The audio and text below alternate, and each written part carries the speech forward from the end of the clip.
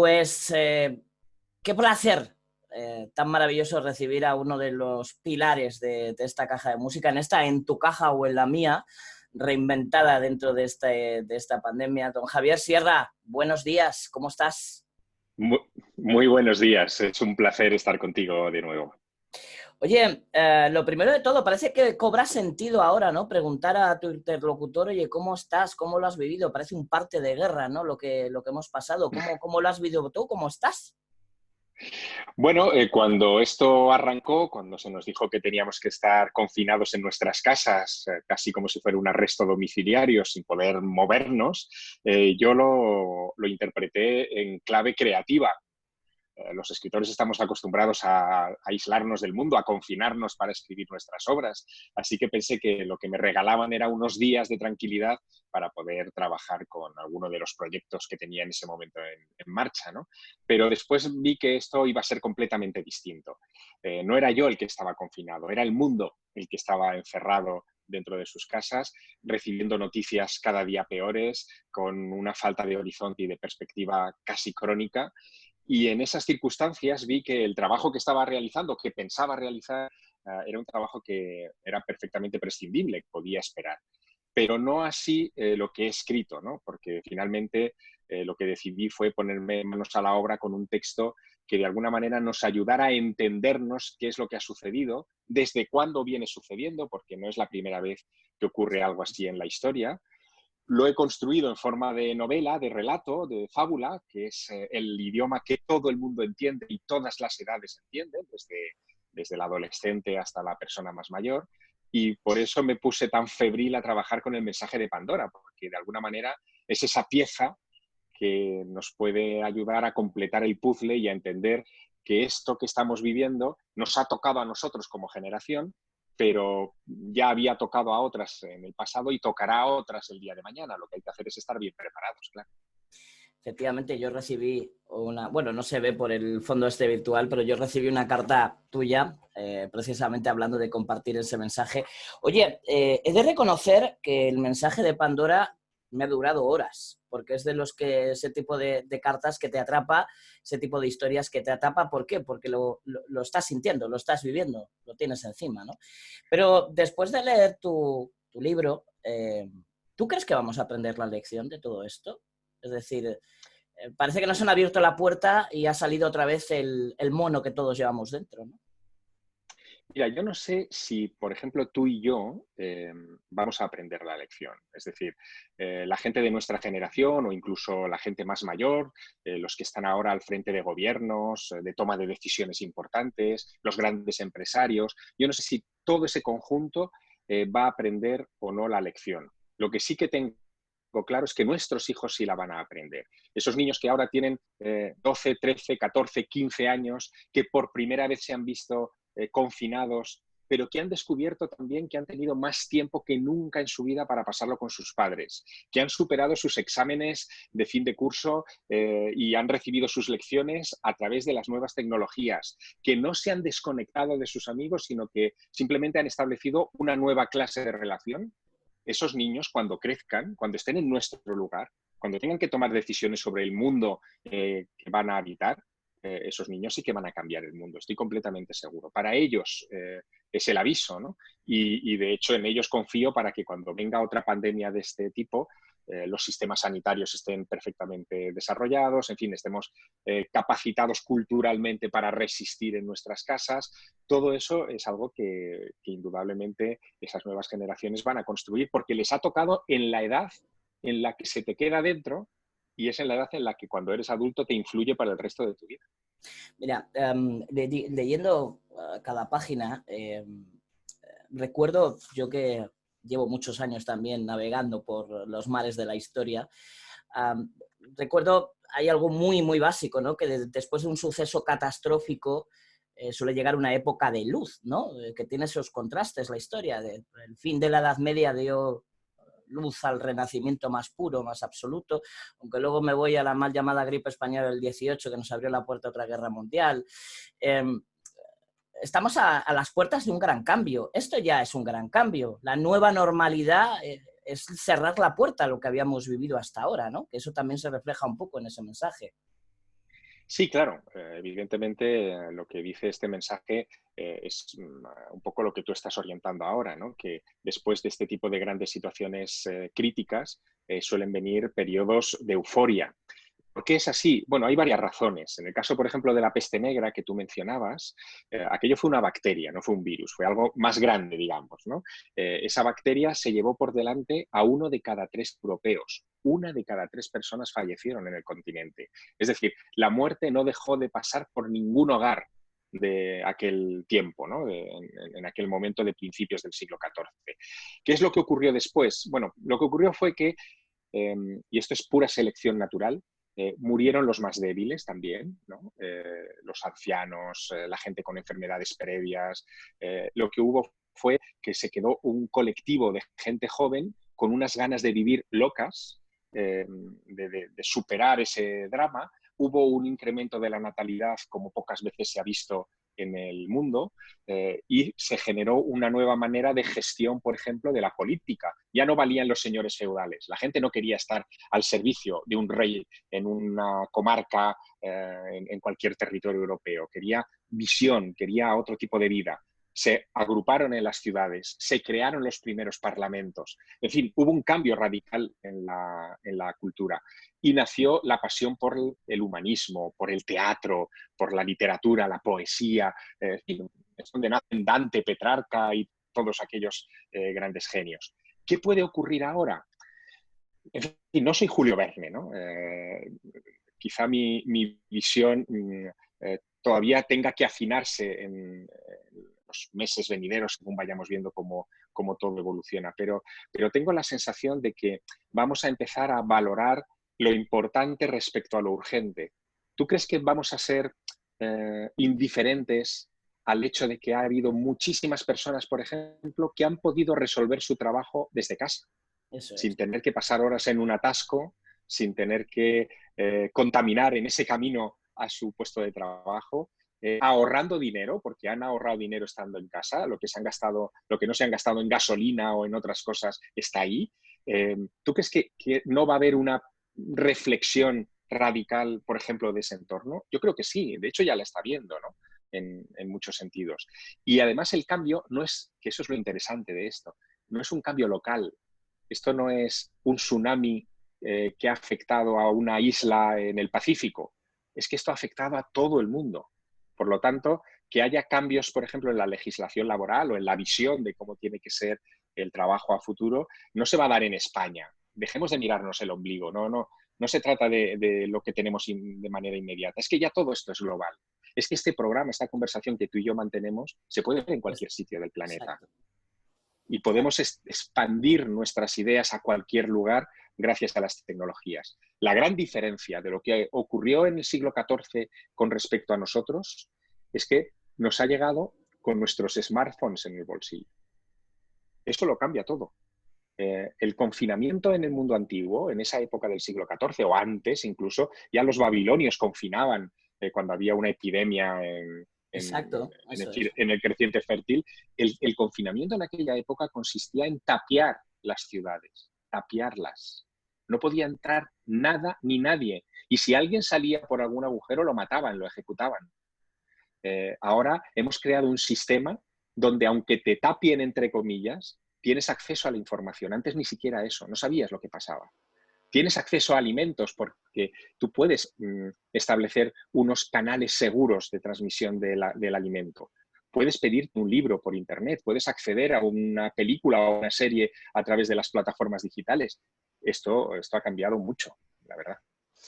Yo cuando estaba leyendo el libro, a mí lo que me marcó literariamente hablando, toda la producción literaria de Aldous Huxley, perdóname, no me Claro, salía la claro. pronunciación, me llevaba a eso, ¿no? El poder, ¿no? De la tecnología, ¿no? Que cuando el humano, y ahora es lo que te iba a preguntar, cuando al humano se le toca la última fibra, que es que hemos tomado conciencia de que algo que no vemos nos ha parado el mundo. Es decir, que nos morimos, que nos podemos morir. Eso es, digamos, esa última puerta, ese tortazo que nos hemos llevado y que hemos tomado conciencia de que no somos eternos, que nos podemos morir, que te hemos tomado Bueno, es conciencia de que que nos morimos. has dado en la clave de este asunto. Yo creo que nuestra civilización, la más reciente, la cultura más reciente, pongamos de los últimos 50 años o 60, desde el final de la Segunda Guerra Mundial hasta nuestros días, si queremos, ¿no? Por establecer un marco histórico, ha vivido en una especie de adolescencia. Después de las crudezas de la guerra y del temor nuclear, todo eso parece que se olvidó, que pasó a un segundo plano, y nos olvidamos de la presencia de la muerte. La muerte es lo que le da sentido de alguna manera a la vida, pero en una sociedad de consumo como la nuestra tendemos a arrinconarla. Como los muertos no cuentan, ni votan, ni compran, ni nada, pues tendemos a olvidarlos. Es más, si te fijas, nuestra cultura ha implementado, como casi ninguna otra cultura del mundo antiguo, la cremación de cadáveres, porque ¿para qué lo quieres? Es decir, lo quemas, lo reduces a polvo, lo lloras en un bosque mientras esparce las cenizas y se acabó. No hay ni siquiera una tumba a la que acudir para acordarte de ese antepasado. Hemos llegado a ese extremo, ¿no? Todo eso va a cambiar. Es decir, de repente esa cultura adolescente que no miraba a la muerte se ha dado cuenta de que la muerte está ahí.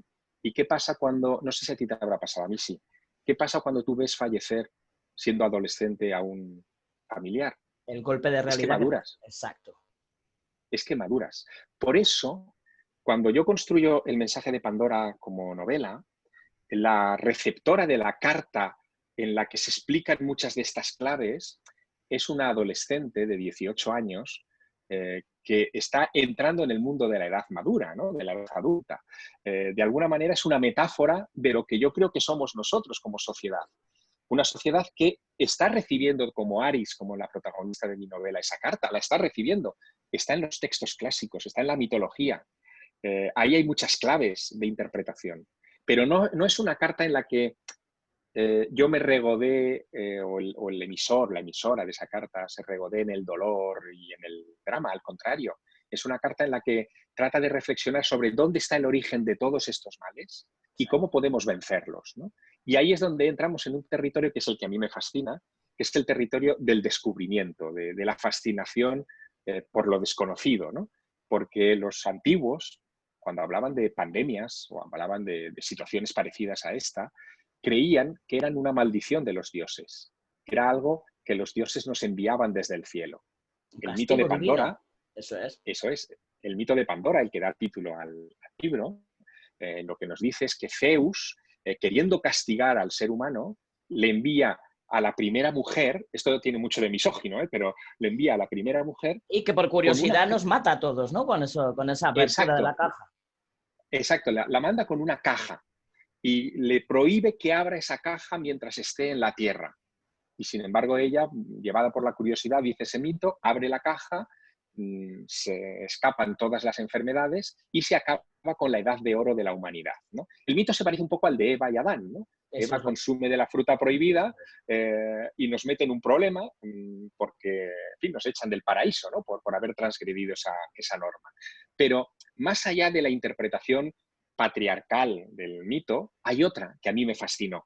Y es que, si lo examinas bien, lo que nos está diciendo el mito es que los males, la enfermedad, viene dentro de una caja que nos cae de los cielos. Hay una teoría científica que ya has visto que en el libro se Sí, comenta mucho, que es sí. la teoría de la panspermia. Es una teoría que desarrollaron varios premios Nobel en el siglo XX, que sugiere que la vida en el planeta Tierra, y con vida incluyo también bacterias, patógenos, y dentro de esa categoría a los virus, que no sabemos si son vida o no, llegó al planeta Tierra a bordo de cometas, asteroides y meteoritos. Por lo tanto, fueron como cajas de Pandora que cayeron a Tierra y que expandieron su carga sobre el planeta infectándolo de nosotros también, ¿no? Claro, cuando comparas el mito antiguo con las teorías científicas modernas, se te genera un desconcierto, ¿no? ¿De dónde sacaba esa capacidad de visión un griego del siglo XXIII, o sea, perdón, de hace 23 siglos en el Mediterráneo? ¿De dónde lo sacaba? ¿Qué veían? Bueno, pues ahí es donde está parte del enigma que yo hilo en esta novela, ¿no? En este relato. Me encanta, a ver, has encadenado las respuestas a las siguientes dos preguntas que tenía pensadas precisamente porque yo me acordaba de eso, ¿no? Del cambio de foco que haces, porque efectivamente desde Eva y su curiosidad o su anhelo, hasta su egoísmo, si me apuras, llegando hasta Pandora, de ahí Pandora pandemia, ¿no? De ahí Eso es. esa raíz de la palabra, su curiosidad nos trajo el mal. Pero es que precisamente cuando yo estaba leyendo la novela y justo en una de las páginas finales donde tú hablas la reflexión de que justo en este momento venía otro cometa que nos ha dejado también su regalito por el camino, es que ya los propios dinosaurios desaparecieron con un fenómeno de este tipo, es que ya también las civilizaciones precolombinas también les pasó algo similar, y si tiramos de historia, entre comillas, de hemeroteca, cada vez que ha pasado algo de este tipo, algo también tiene que ver con un fenómeno, entre comillas, celestial, ¿no? Es un poquito lo que tú planteas, tú das el abanico de todas esas imágenes, pero lo más bueno que tiene para mí este libro es que nos dejas a nosotros la reflexión. Es que eso es necesario. Es decir, al final las reflexiones que valen son las que tú haces, no las que alguien hace por ti. Es el camino de deducción y de reflexión y de discusión con otro, quizá con otro lector o con otra persona que sepa de estas cosas, lo que a ti te genera el pozo de la cultura. La cultura no es algo que te puedan imponer desde fuera, es una semilla que se planta en ti y que va creciendo porque tú la riegas de alguna manera, ¿no? Esa es la clave. Pero fíjate, en el caso de este libro, yo sí que he buscado de manera deliberada plantar esa semilla, ¿no? Es Esa un libro, pregunta. como has visto, exacto, es un libro breve, no he querido hacer una cosa muy larga para no resultar tedioso y inundar al lector de informaciones, de tramas, de subtramas y, en fin, de cosas que lo distrajeran. Es una carta de todos los géneros de todos los géneros literarios posibles. El epistolar es el que apela directamente a ti. Cuando tú estás leyendo lo que la tía de Aris le está dirigiendo a Aris, tú eres Aris, tú eres la Exacto, receptora, exacto. te estoy increpando a ti. Y eso es muy poderoso, ¿no? Quizá ahí se explique la fuerza que tiene este texto. También hay otra cosa que lo explica, y es que fue un texto que brotó. O sea, en medio de todas estas circunstancias, yo arrinconé otros proyectos porque los consideraba banales, como te decía, y de repente vi que me explicaba el momento. Los escritores nos explicamos el mundo escribiendo, y eso es lo que he tratado de hacer con el mensaje de Pandora, claro. Porque fíjate, yo creo que en el fondo tú has querido con este libro dar respuesta a tus propias preguntas, porque esto que nos ha pasado nos ha golpeado con preguntas. Hablábamos antes de la muerte, el por qué. Yo me he preguntado muchas veces por qué ciento y pocos años después no volvía algo parecido a la gripe mal llamada española y estábamos calcando lo que estábamos haciendo, ¿no? Si tú coges fotografías de aquella época, ves a la gente sin mascarillas muchas veces, agolpándose junta. Yo veía hace pocos días, horas, en la noche de San Juan, como la gente perdía la conciencia, ¿no? Y el recuerdo de, caray, mirar lo que hemos vivido para ahora descuidarlo, ¿no? Por eso hacía la reflexión inicial. En el fondo no sé si vamos a aprender la lección y esto volverá a ser un renacer para dentro de otros años, que otra vez otro cometa nos vuelva a dejar otro regalo y la volvamos a... Bueno, lo que pasa es que las lecciones importantes no se aprenden en un día. Exacto, eso es. Claro, es decir, que vamos a pasar por muchos momentos. También hay algo que no nos cuentan las autoridades, ni tampoco los historiadores. Yo creo que ahora, en esta época, echo de menos que en televisión, por ejemplo, estén historiadores, gente de la Real Academia de la Historia, contándonos lo que ha pasado en otros momentos, ¿no? Pero claro, lo que sale de esas lecciones es duro, porque ninguna pandemia dura 3 meses, ninguna. O sea, las pandemias se extienden a lo largo como poco de 2 años. La de la gripe española del año 18, que fue infinitamente peor que esta, que se cobró oficialmente 50 millones de víctimas mortales y extraoficialmente, lo que dicen los cálculos científicos, de gente que ha ido a exhumar las fosas de aquellos años, dicen que la pandemia por lo menos se llevó a 120 millones de personas en los 5 continentes. Y duró 2 años. Claro, decir ahora que esto puede durar 2 años parece sembrar el desánimo, pero lo que deberíamos es plantearnos que hay que estar preparados para en fin, una situación que puede ir y venir, que tenemos que ser flexibles. ¿Y qué pasa cuando tú, durante 2 años, estás cambiando tus hábitos? ya no es algo pasajero. El lavarse las manos cuando vuelves de la calle, que es algo que nos enseñaban nuestras abuelas y que parece que hemos olvidado después, porque las abuelas recordaban esta historia de Aquello, la gripe exacto. española, claro, de repente ahora vuelve a instalarse y creo que ya no hay hijo de vecino que no se lave las manos cuando llegue a casa. Pero es que si está 2 años haciéndolo, ya nunca va a perder ese hábito. Por eso te digo que efectivamente va a haber cambios y van a ser cambios progresivos. También tiene que haber un cambio de conciencia política en este momento. La política que se está haciendo ahora no nos vale, no nos vale. No nos valen las políticas locales, no nos valen. Es decir, el virus no conoce de fronteras, no las va a haber nunca. Un virus nunca va a poder detenerse porque esté pasando el límite entre Francia y España. Eso es absurdo pensarlo. Luego, la política que tenemos que aplicar, tanto de gestión como sanitaria, no puede ser local. Tenemos que empezar a coordinarnos como especie, como especie. Aquí no valen diferencias ideológicas, ni de raza, que no existen las razas por otra parte, ni de nada. O sea, las fronteras que nosotros hemos creado como seres humanos se resquebrajan, igual que se han resquebrajado con otro virus que nos ha infectado ya a todos y que nos ha cambiado los hábitos, que es Internet. Sí. Internet ha barrido con todas las barreras, ¿no? La única barrera a la que obedece Internet en estos momentos, si te das cuenta, es la idiomática. Y hasta eso hay programas que ayudan a vencerlo. Luego, ¿de qué estamos hablando? Es que estamos cambiando.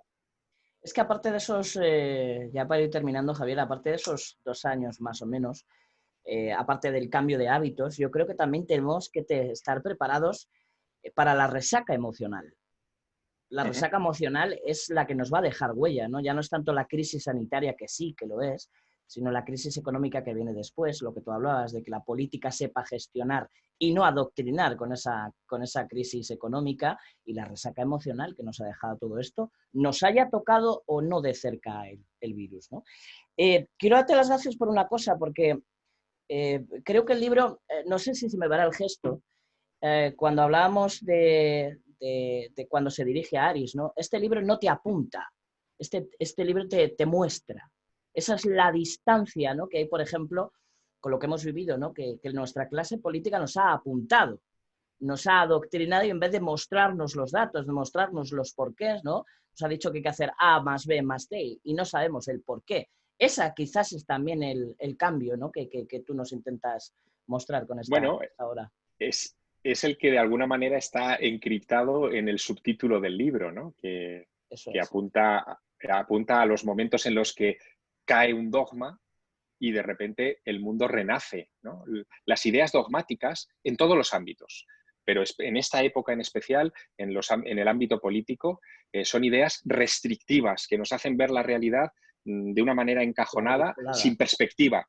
El dogma nos roba perspectiva y lo que necesitamos ahora es perspectiva. Por eso he escrito esta novela, para dar perspectiva al lector, para darle perspectiva a lectores, como te decía antes, de muchas edades, porque para mí es clave, es fundamental que haya un diálogo intergeneracional. Por eso es una señora mayor, en fin, una redactora de la Carta Mayor con mucha experiencia a la que se dirige a una joven. Por eso es clave que de repente se encuentren en Verges, en Girona, con una señora mayor que les explica las claves de la peste negra en medio de esa fiesta, que es un fósil de los tiempos de la peste negra en Europa, que se llama la danza del amor, ¿no? Esta danza de los esqueletos. Por eso hay tanta interrelación entre generaciones en mi texto, porque creo que eso es lo que tenemos que hacer ahora. No solamente son las fronteras que antes hablábamos de países o de ideologías o, en fin, o de culturas, sino también las fronteras generacionales las que tienen que saltar por los aires. Tenemos que hablar, tenemos que dialogar, tenemos que tener una mente colectiva cósmica, o sea, hay que abrirse a lo que es nuestra situación como humanos en el planeta Tierra y en el planeta Tierra respecto al universo, porque todo está relacionado. Y esa visión es la que te hace ver las cosas desde otro punto de vista, ¿no? Y la que nos dará la solución, creo. Por eso creo que este libro es especialmente importante, ¿no? No es una novela más, es un texto que te remueve por dentro. Poco más que comentaste, sí. Bueno, salió hace 2 días, 23, hoy estamos a 25, sí, es correcto. ¿Cómo has recibido el Eso es. feedback de tus lectores a través de redes sociales? ¿Qué tipo de comentarios has recibido, no? Precisamente, ¿has cumplido el objetivo que tú te habías marcado? ¿Se ha generado esa reflexión tras acabar de leerlo? Pues sí, sí, se está generando. De hecho, claro, yo he empezado a recibir muchos comentarios, algunos de ellos comentarios de gente con mucho criterio. En fin, un amigo mío que es epidemiólogo, que trabaja en Galicia, en un hospital y que ha estado al frente de la pandemia, se ha leído el libro en estos 2 días 2 veces, porque le ha resultado especialmente motivador y interesante, ¿no? Le ha sacado de su microscopio y casi le ha puesto debajo del telescopio, ¿no? Para ver las cosas desde otro punto de vista. Y eso le ha motivado mucho. Y luego también la reacción del movimiento del libro está siendo muy positiva. Es muy pronto para tener datos, evidentemente, de la circulación de la obra, pero hay indicadores. Por ejemplo, la venta a través de las librerías digitales, que eso sí que se puede contabilizar en tiempo real, y se ha puesto el número 1 el libro inmediatamente, ¿no? Luego, yo creo que ha llegado un buen momento. El mensaje ha sido traído por los dioses justo a sus destinatarios en el momento oportuno. Javier, la última pregunta es un poco boomerang, ¿no? Se nos ha olvidado algo que te hubiera gustado que hubiéramos comentado esta mañana. Nos hemos acercado a ese mensaje que tú has querido lanzarnos a través Es, de esta Pandora. Está todo dicho, pero como nos hemos centrado en el núcleo del problema, en fin, en cómo funciona la enfermedad, las pandemias, los mitos, en fin, todo lo que lo rodea, quizá insistir de nuevo que este es un relato, es decir, es algo escrito en una clave de ficción que puede entender todo el mundo, ¿no? No Eso es un es. tratado científico, es algo dirigido a todo el mundo, ¿no? Y que además tiene sus protagonistas con los que te vas a encariñar y tiene su viaje. Yo no concibo una novela sin un viaje. Exacto. También aquí hay un viaje. Las dos protagonistas, que son griegas, viajan a Francia, al sur de Francia y norte de España, que es donde nace la cultura, donde se inventa el arte rupestre y donde aparecen los primeros signos de civilización en el ser humano, y se enfrentan al origen de las enfermedades ya en el propio Neolítico. Como panorama, creo que es muy interesante. Solamente decirte, vea tu sile, dichoso aquel tiempo y de los que vengan. Amigo Y los Javier que vengan, Sierra, gracias. ha sido un placer enorme. Era necesario esta reflexión en voz alta que nos haces con el mensaje de Pandora, porque muchos pensamos así. Hay que reflexionar, hay que abrir la visión y sobre todo aprender. Nos falta aprender. Aunque luego, dentro de 100 años, cuando ni tú ni yo estemos y alguien en un Blade Runner lejano le dé un botón y recuerde esta conversación, que recuerden, que no se olviden, que sepan recordar, que eso siempre es importante. Tienes toda la razón. Y en estos tiempos donde tenemos que pensar en mejorar cosas como, por ejemplo, la sanidad, que ha quedado en evidencia con esta historia, hay otro punto que tenemos que reforzar, que es la educación. Tenemos que Exacto. crear una educación de gente curiosa, no adoctrinada, sino curiosa, gente que sepa hacer preguntas. Solo así avanzaremos. Eso es la base del Renacimiento. Gente que Así quiso es, saber, que se quiso preguntar, ¿no? Tantas veces nos hemos preguntado cuál es la clave del genio de Leonardo o de cualquiera de los genios de aquella época. Es que se preguntaron cosas y se preocuparon por formar esa respuesta. Y eso es lo que no así debemos de es. olvidar. Aparte de liberar nuestra sanidad, que efectivamente sin ellos tampoco seríamos nada, pero la educación, la cultura también es la base de nuestra libertad y de nuestro entendimiento. Plenamente de acuerdo. Amigo Javier, un placer enorme. Cuídate mucho, que la próxima espero no sean dentro de 7 años, sino que nos veamos dentro de poquito. Que yo estoy convencido de que dentro de nada sacarás de ese baúl esos 2 proyectos que apartaste momentáneamente. Porque sí, quizás no era el momento, pero quizás poco a poco vuelva a serlo. Amigo Javier, gracias y nos vemos pronto. Nos vemos. Un fuerte abrazo.